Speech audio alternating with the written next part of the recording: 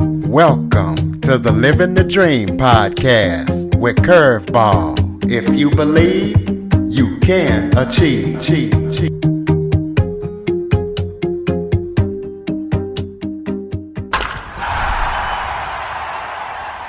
Welcome to the Living the Dream with Curveball podcast, a show where I interview guests that teach, motivate, and inspire. Today, I am joined by award-winning urban fantasy and paranormal romance author, Melissa Sercia. Melissa has a passion for philosophy, mythology, and all things supernatural. She is the author of the Blood and Darkness and beautiful Dark Beast series. She also enjoys cooking, so we're going to be talking to her about how she got into writing and be talking to her about her series and any other projects that she's working on. Melissa, thank you so much for joining me today. Thank you so much for having me. Why don't you start off by giving everybody a little bit of background about yourself? Sure. So I'm an author. I write urban fantasy, paranormal romance, as you mentioned. I've been published since 2018. I'm about to release my 8th book in a couple of weeks, actually. So that's very exciting. I'm from California. I'm half Sicilian, half English. I love to write. I've been writing since I was very young. And but just recently, in my mid 30s, decided I wanted to take it seriously as an actual career. So I wrote my first book when I was 35, and so it's never too late. Anyone listening, you can always start. But yeah, that's pretty much it. I write constantly. It's my passion. I absolutely love it. I've got a lot of exciting books coming out that I can't wait to share with you. Well, first of all, can you explain to everybody what urban fantasy and paranormal romance is, and how did you get into that type of genre of writing? Yeah, absolutely. So urban fantasy is fantasy that is based in the real world. So you may not have too many magical locations. There'll be a book that's maybe set in, New York or Cincinnati or Seattle or, just normal, actual real life places, but there is magic woven in. So a lot of like shows, for example, like the Vampire Diaries, is a good one where it's based in the real world, but you have all these magical creatures that exist in it. So that's usually what urban fantasy translates to. Paranormal romance is similar. However, the main plot in that genre is centered around the romance, and then the magic is more of a subplot. Whereas in urban fantasy, the romance tends to be the subplot. So that's usually what separates the two genres. I got into writing urban fantasy first. My first series was urban fantasy. And I just grew up reading a lot of vampire stuff. Anne Rice, R.L. Stein, L.J. Smith, just a lot of teen angst vampire stuff. And then I got into more of the grown-up Anne Rice stuff when I was a teenager. And then some Stephen King and horror and Dean Koontz as well. So I've really always been fascinated by the supernatural, ghosts and vampires and witches, and those tend to be my favorite films and shows as well. So I enjoy reading it, and I've always just been really drawn to it and wanted to write it as well. So my first book is about vampires, called Blood and Magic, and I got that published by a small publisher called City Owl Press, and it's a trilogy. And then about a year after that, I started working on a spin-off series, which was new characters, new storyline, but set in that same world that I had created. And that one is called Beautiful Dark Beasts. And that one has 2 books out, and I still have a third one I'll be wrapping up probably late next year to complete that trilogy. And then just recently, I branched out into more paranormal romance with an emphasis on steamy billionaire romance, which is a subgenre where the main male character, or could be the female character too, mostly I've seen it as the male character, is a billionaire. And so I wrote a series called Immortal Billionaires. They are a group of immortals, and the women they're involved with are human, And I have released two books in that series already. And the third one, After I Run, is releasing July 27th, which as of us recording this is a couple weeks from now. I'm not sure when this will air, but July 27th. And then I have two more books planned for that series so far. And that could continue as long as I have ideas for it. I may just continue that series as an ongoing one. But I also have other projects that I'm planning to work on as well next year. You said in your bio that you have a passion for philosophy, that you have a passion for all things supernatural. What fuels that passion, and why are you so passionate about philosophy, mythology, and all things supernatural? I think I'm just naturally a curious person. I like to question things. And, one of the greatest things I learned while I was studying philosophy is it's not so much about the answers, but about asking the right questions. And, I grew up in a very, Italian Catholic household. And, religion played, a huge role in our lives growing up. I went to Catholic school. But as I grew up, I realized, I got more spiritual and just took more of an interest in other things because there's just so much out there that we don't know really, that exists. This new stuff that's coming out about this, the alien sightings that our own, government is actually admitting to is interesting as well. So, the supernatural world, I think people have been fascinated, by it for such a long time, for thousands of years. We have, from Bram Stoker's Dracula, we've just taken such a fascination with it. And I think it's this charm and this allure of, immortality, living forever, being eternally perfect and beautiful and fast and strong, and all these traits that we tend to see vampires have and werewolves have. And I just think as humans, it's appealing, it's a fantasy. And, I'm one of those people that I'm just very curious about how the world works. And so I really, I believe in science very strongly as well. And I think science is very interesting to delve into. I'm not an expert by any means, but I do like to read up on things that are more scientific as well. But I do think that there's a place for everything. And, philosophy is so fascinating because it does prompt you to sort of question your reality and what we don't know, we don't know.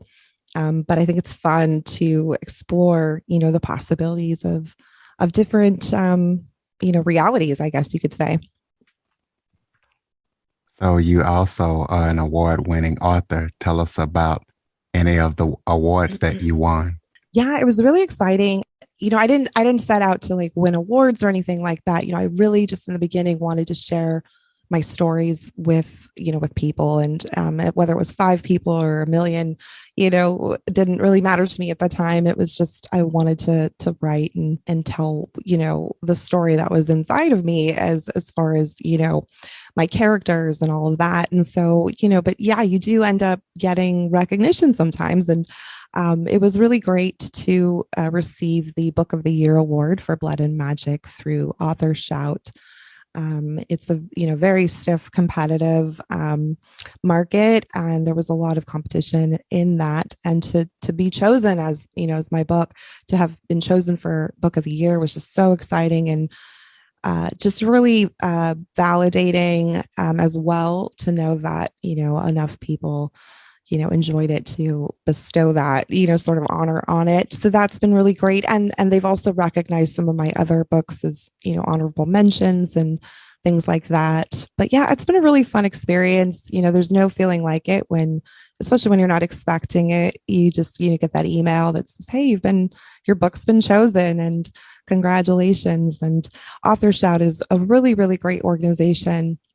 They work with authors to really help them market and promote themselves. And when I did receive that award, the Terry, who runs Author Shout, really worked with me and helped me make a book trailer, and just goes out of his way to continually support my books, even way beyond the contest. So, it's just really important to connect with people like that in the industry, and have that support really means a lot to me. So tell us about the new book that's dropping July 27th. Tell us what readers can expect when they read the book. All right. Yeah. After I Run is it's book 3 in the Immortal Billionaire series. So this series is it's written in a format where each book is a standalone story, complete and final at the end, and it's about different couples. So this third book is about Cassius and Harley.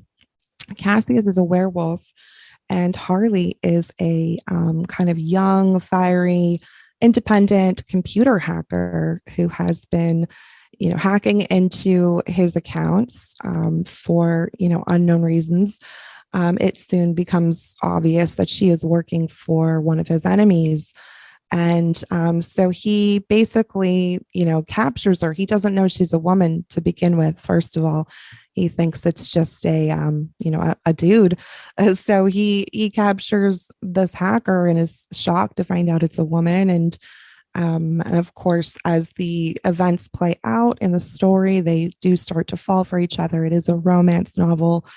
But there's lots of excitement, lots of intrigue and suspense, and it ties up a little bit more of the underlying story arc that I had going through this series since book 1. So there is an underlying story arc, even though the books are standalones for the most part, as far as the couple's romance story that gets wrapped up.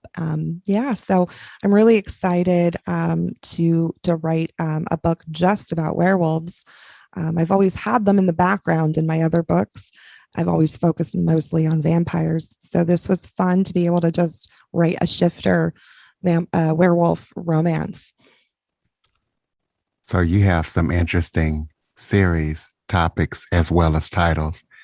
You're not just a regular author that just writes a book about a certain subject. You got it all broke down.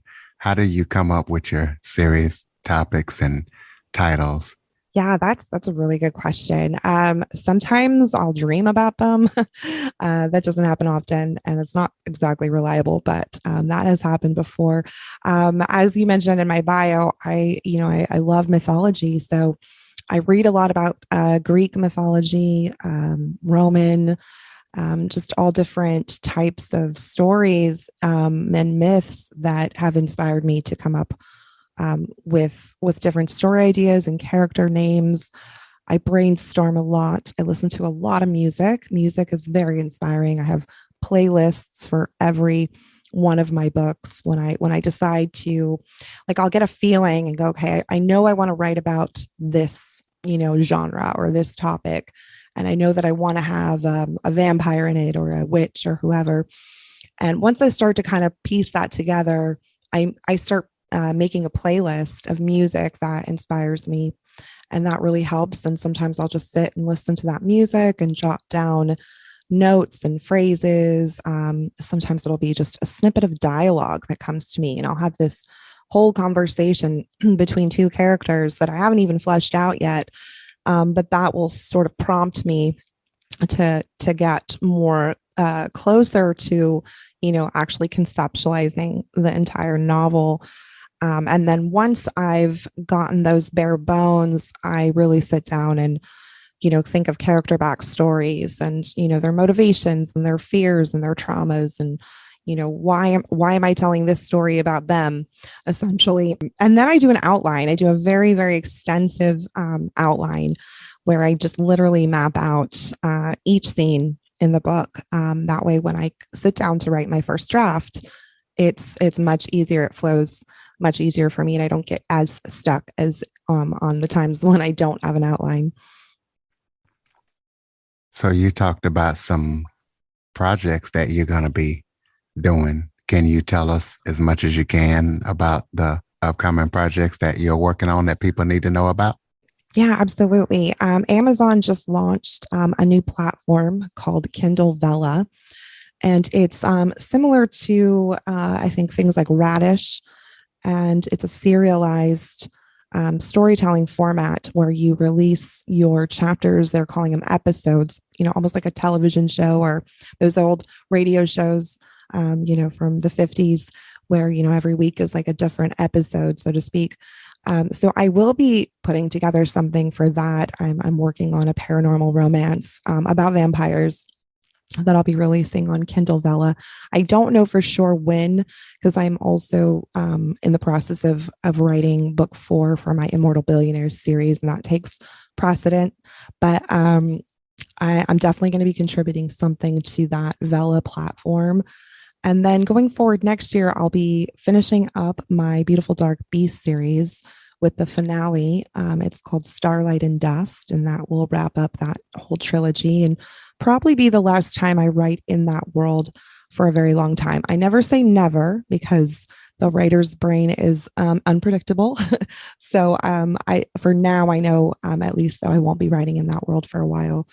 I'm working on a Southern Gothic paranormal romance set in sort of like a fictional town that I was like a West Virginia type of a town, but I'm not going to be using a real name of a real town. It'll be fictional. And that I can't tell too much about because I'm still in the beginning stages of working that plot out, but I'm really excited. It's going to be a little bit darker, borderlining on like the horror genre a little bit, but not completely. I'll stay true to my paranormal romance tropes, but yeah, that'll be fun. I'll be doing a prequel actually. As I just said, I'm not going to be writing in that world, but I will be doing a prequel for the Blood and Magic books based on the Prohibition days. And yeah, and then just a slew of other projects that like float around in my head all the time. I have a problem with too many story ideas. It's a blessing and a curse.